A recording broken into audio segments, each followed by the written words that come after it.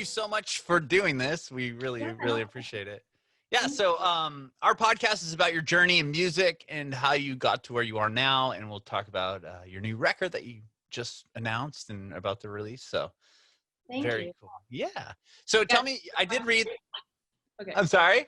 I was like, there's food on my face. I'm like, It's okay. So I did read that you're from Illinois or Chicago area, right? Is that where you grew up? yeah. Tell me a little bit about that. Okay, so like west suburbs when I was little, so like LaGrange Park, Brookfield area, and then moved like an hour south of there and was in the middle of nowhere for like Okay. until I moved out to LA. So like cornfields, like so there was nothing really to do.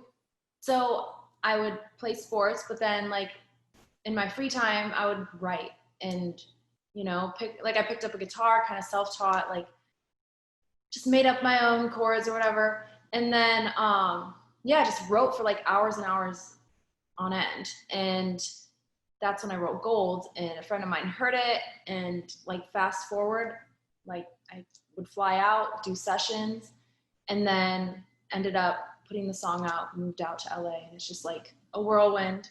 Wow. There's a lot of in between, but this story could take an hour. So like, there's so much We'll navigate it quickly. So you said you got a guitar. Well, how old were you when you got guitar, and was that the first instrument you learned? No, the first instrument was piano. So Okay. my parents were like, they never forced anything like you have to do this. It was like, oh, do you want to do piano? Cool, like you can do that. So I would take lessons, but like I would never read the notes. Like I would go by ear, and I've gone through like at least 8 teachers because they would get frustrated and they're like, you're not reading, and I would like fake read. But if Oh, I just kind of remember it. if I messed up, they could tell I wasn't looking at the notes. I was like pressing the keys to find the note. So I would do that. And then that was when I was really little. And then I picked up the flute like when I was more like, middle school, grade school. Mm-hmm. And so I would play that. And then I just did guitar maybe like when I was 18. Oh, you started guitar later at 18? Yeah, way later. Yeah. And I would just like play it by ear, Oh yeah, self-taught. Yeah. I mean, I can never really do like the sliding thing where you like, I would always have that capo on there. I would never like do it myself. Sure. But yeah. Wow. Okay. And yeah. So you said 18 you picked, was there a reason why you picked up guitar? Like it seems like I think the piano was out of tune, and I didn't like the keyboard wasn't weighted keys.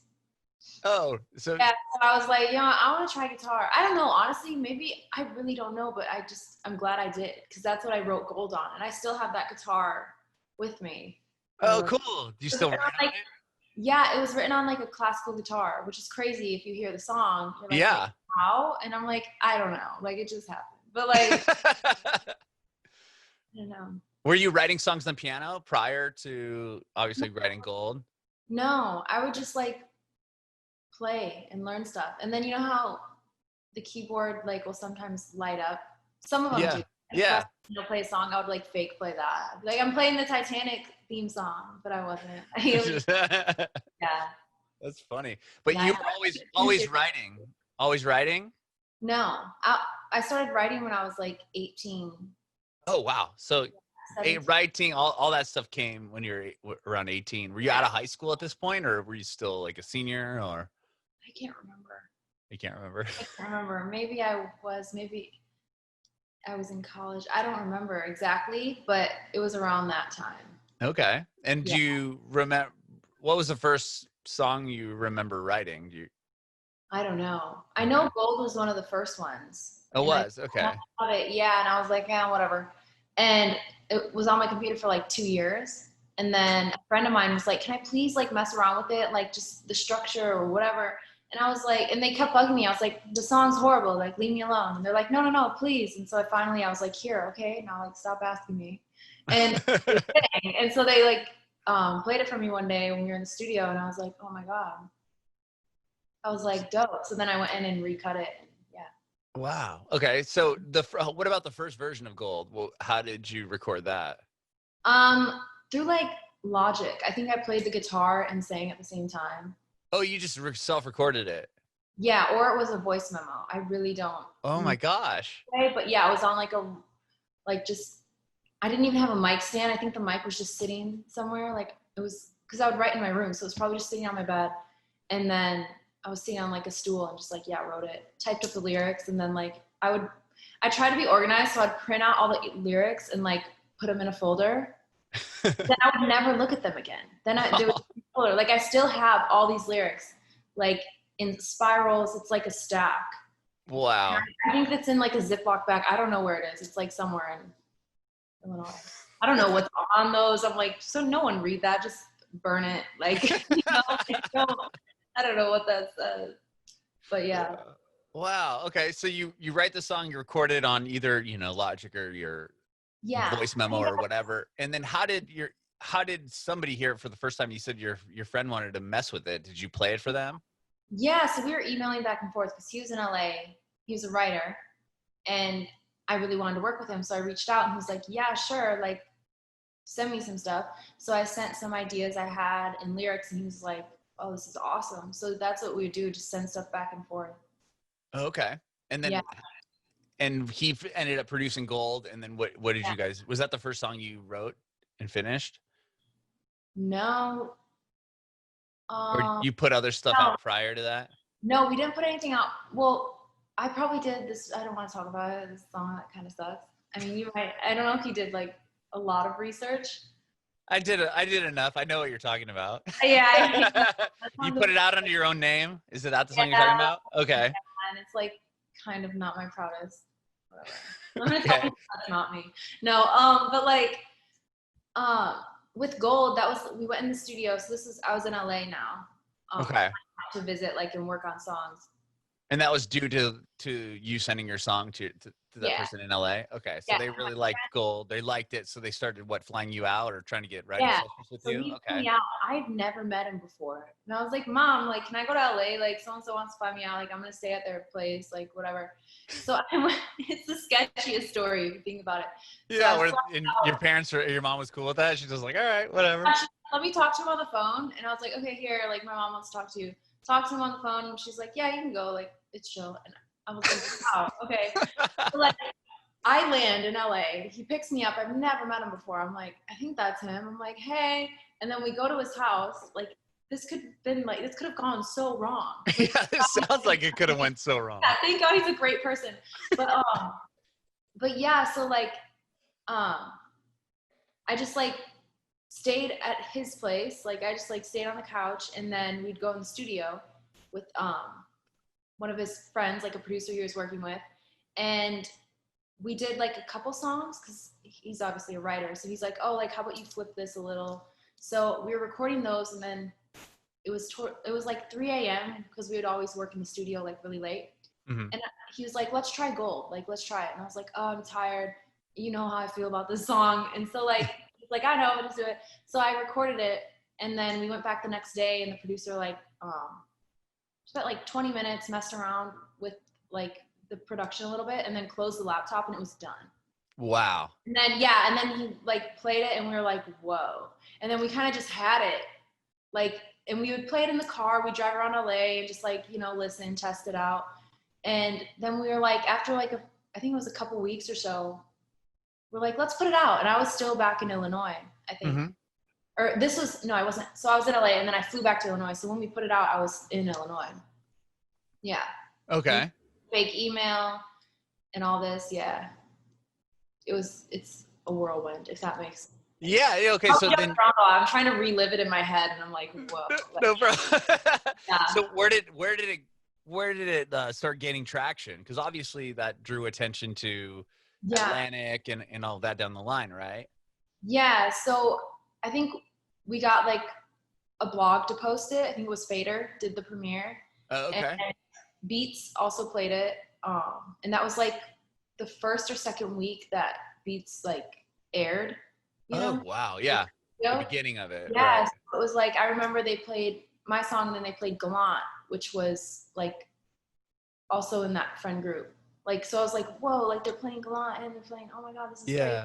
Like, wow, we're about to come up or whatever, and so I remember that's when it started to gain like a lot of traction. And then I started getting emails from like labels, producers, like the Weeknd's producer emailed me. Wow. Me being so like just living under a rock in the middle of nowhere, my friend had to tell me, he's like, yo, that's like a really big producer, like that's crazy. And I was like, what? Like, whoa. And then I like Googled and I was like, oh my God, you're right, like this is insane. So like when people started emailing and labels and like managers and all this, that's when I was like, whoa, like this is real. And then my friend moved me out to LA and everything. Was that pretty exciting getting those emails? I mean, Oh yeah, it was really exciting. It was like, is this real? What the heck? Like, whoa. And then I think that email got hacked. So I don't know. That email that you had got hacked? Yeah, that email I think got hacked. Oh my gosh. Yeah. So obviously you make it at this point when all these labels and managers are contacting you. Do you move to LA at this point? Yeah. So I moved to LA like, I think a couple weeks after it dropped. But like this was before I signed. So my friend moved me to LA and then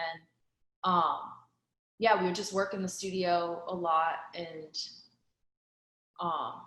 write, and that's just what we did. And then eventually like I would take meetings and stuff and fly to New York and you know, do all of that. And then I signed with Atlantic and then found managers, like because I didn't have a team like really at all. Like I didn't have anything, and I was like getting all these emails and I was like, I don't know, you know. Yeah, that must have been kind of overwhelming. Yeah, and people were like, it was so hard to get in contact with you. Like, we've been trying so long. And I was like, yeah, I was like, I'm sorry. Like, I was kind of just like, oh, I just scratched myself. Great. I was kind of just like, you know, taking it all in. So it was a wild time. Wow. Okay. Yeah. So then you signed the label and then you put out an EP with them. Yeah. Right away. And then, so right when you signed, did they put you back in the studio to record or what was? Yeah, I was in the studio nonstop. A lot. And my friend Lil Aaron would go to every session with me because I was really nervous. So he would cancel all of his stuff because he's a writer, he's an artist. And so he's like, yeah, I can go.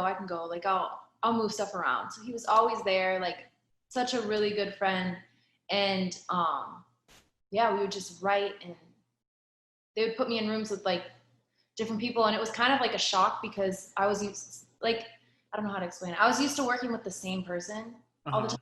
And so when it was like, go in the room with so-and-so or so-and-so, I was like kind of nervous. And I was like, how do I just like kind of speak my mind? I don't know this person. They're going to be like, you're crazy. Like, you know, so kind of like I overthink a lot when it comes to that. So, but I finally got used to it. And now it's like, just like normal.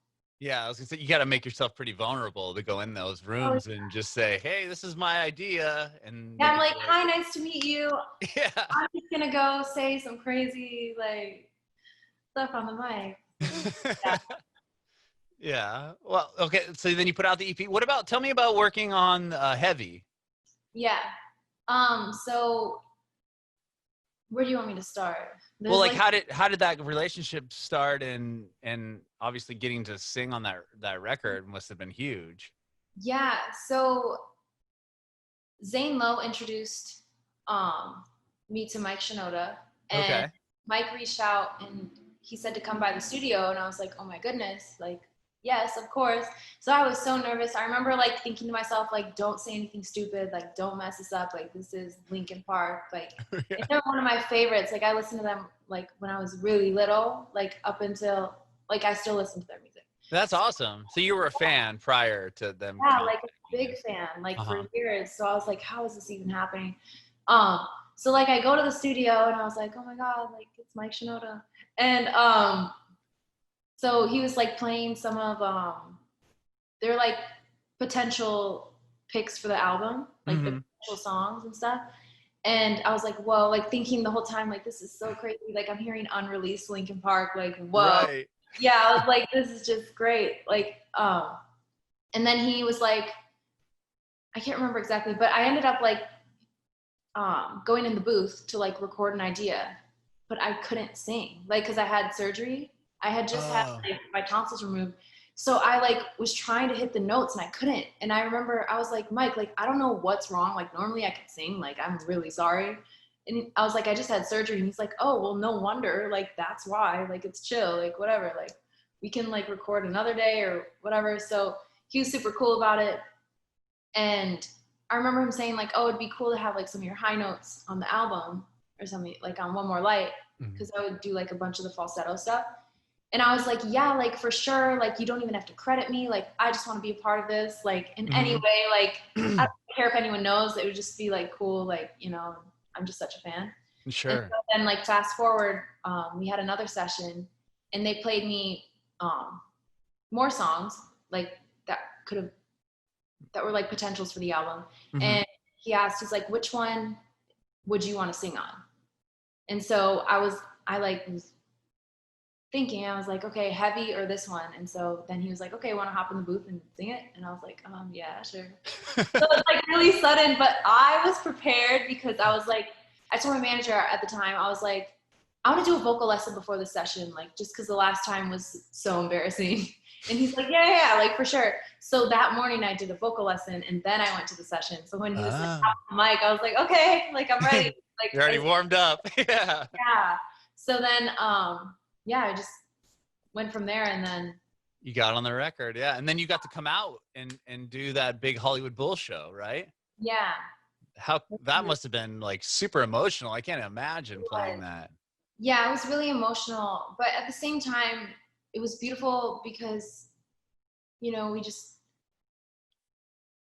like, I like, it's hard to, I haven't thought about this in a while, but like to kind of, cause he was such a light, you know, he's so like just such great energy and always just like, just a wonderful person. So for all of us like artists and everyone to come together and like, you know, play those songs, like it was just such a beautiful moment that I know he would have like he would have been like, whoa, this is sick, like, you know. So like, yeah, it's really sad, but at the same time trying to like I don't know how to word it. Yeah, you got to be there to celebrate.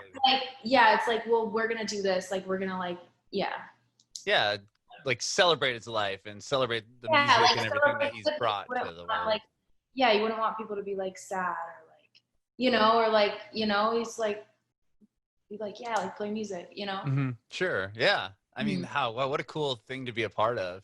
Yeah. And now you have a new record coming out. Tell me a little bit. It's Lil Kiiwi.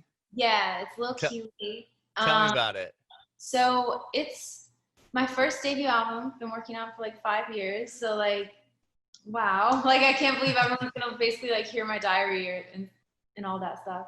So this album's like pretty much about like a chapter in my life early in my career, you know, that you know, I didn't really get to explain myself back then. Like I didn't do a lot of interviews. I was nervous and under like a lot of pressure.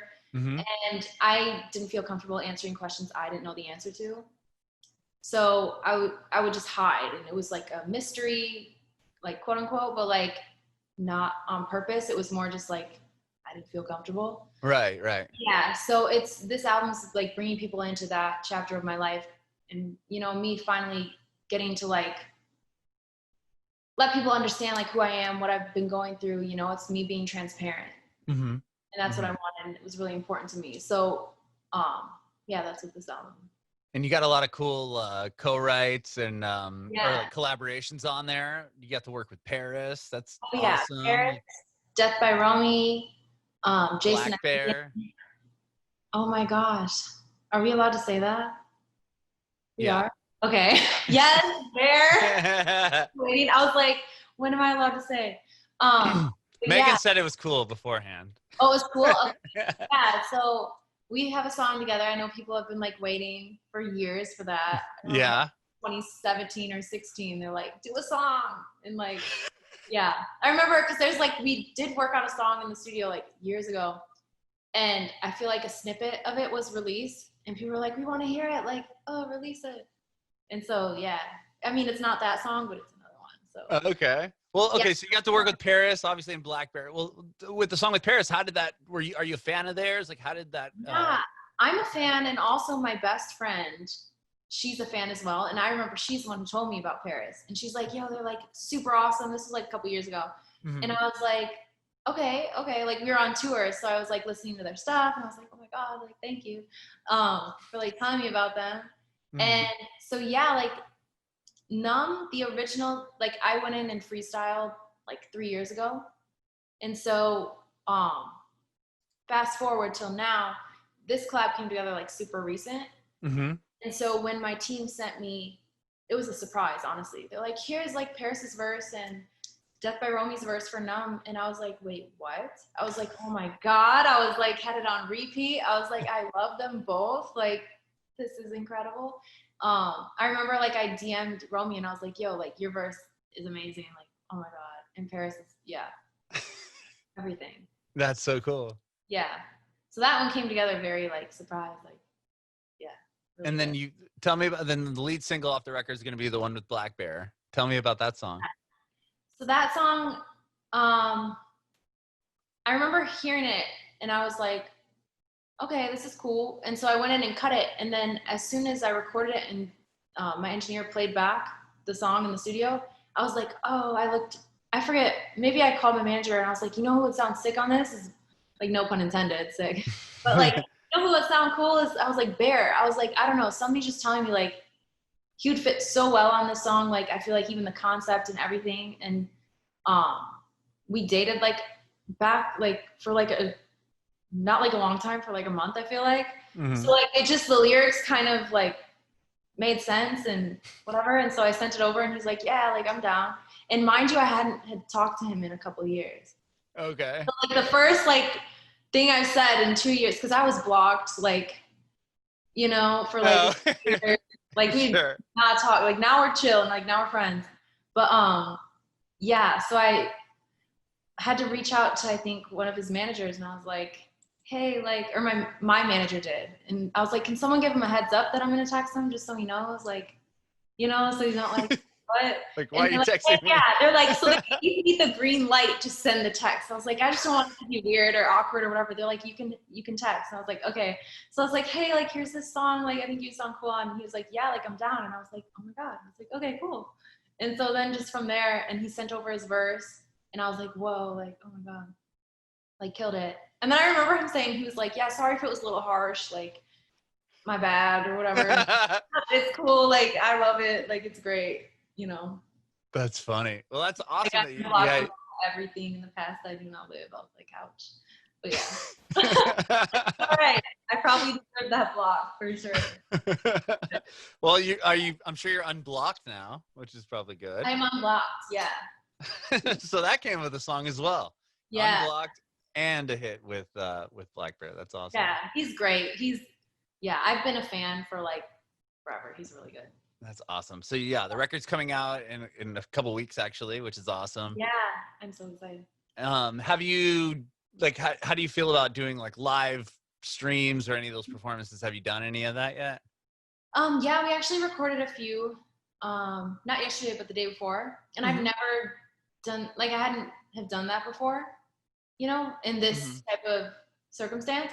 So it was really cool. It was like a learning experience. And it was also like fun to be back with my band. Like, I miss them so much. And touring is my favorite thing now. Like, I finally feel like I got my footing on my last tour. And then, you know, Corona kind of happened. Sure. Like, and so I was like, oh, I feel like I lost all sense of rhythm. Like, I hope we get it back, like, you know? And so it's like so fun. Like, I remember, like, cause we were on like a time crunch. So I wanted to like keep running the songs because I was like, oh, it's so fun. And plus I'm like a perfectionist.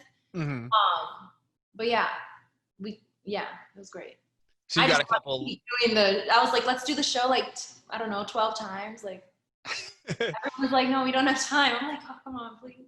So are you saving those and you're going to put them out later, or like, what's the plan for that? For like events, like specific stuff. Oh, cool. Like I don't know how much I can say, but yeah. Right. That's rad though.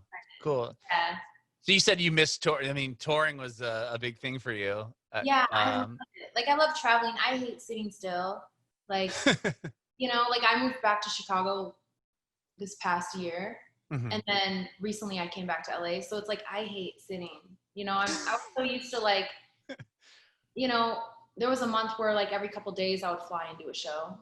Oh, wow. Yeah. And so it's like, I like that constant go. Mm-hmm. And then also when I'm on tour, like I would stay on tour like year round. Oh, Like really? I find that's where I feel the most normal, and that's where I like establish my routine the best. Mm-hmm.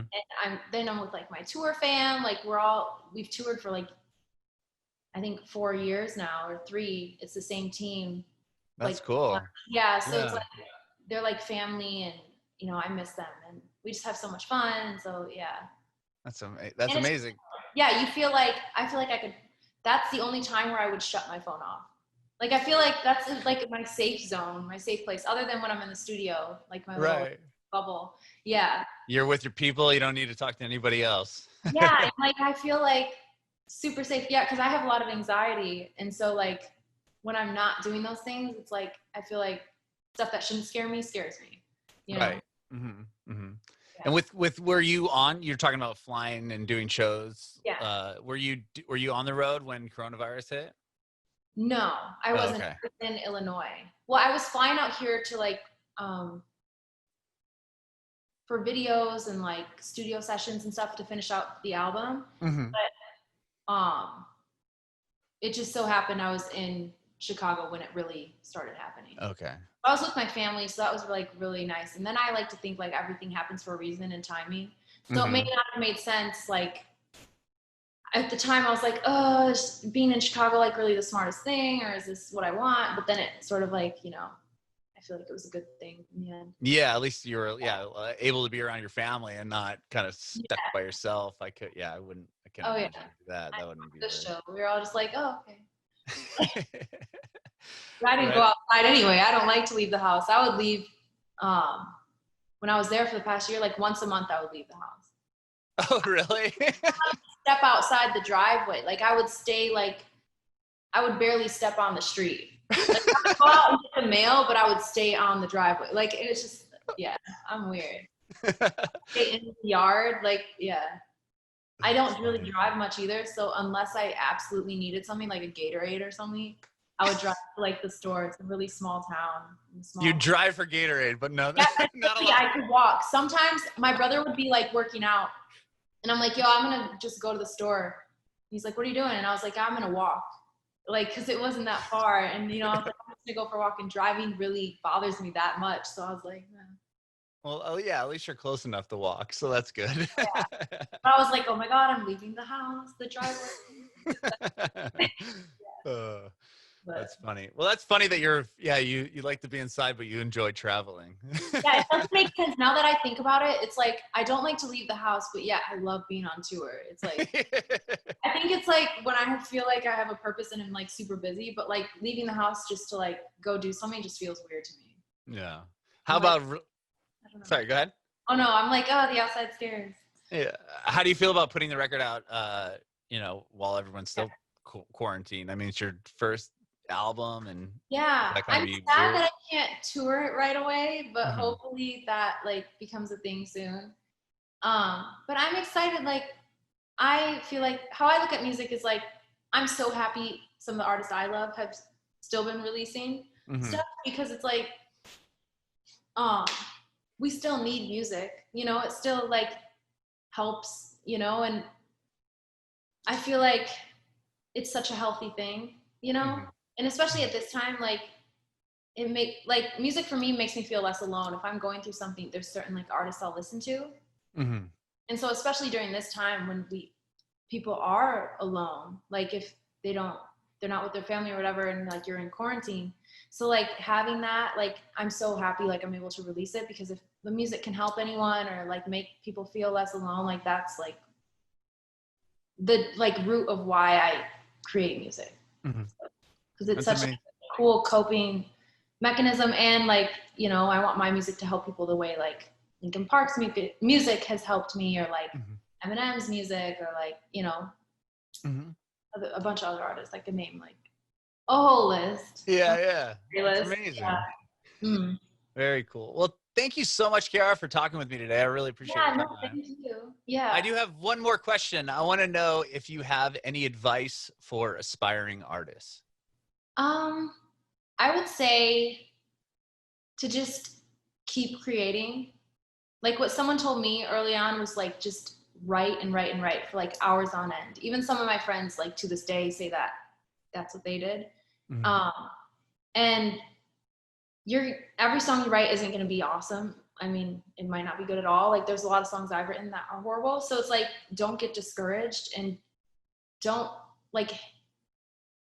get caught up on the word no, because a lot of people are going to say no. And then, you know, later on they might be like, oh, I should have said yes. Because like, you know, it's like you can always prove someone wrong. And so it's like, never get discouraged and never like lose yourself or let people tell you who you are. Like just, you have to know that and be confident in that. And then that's like the most important thing.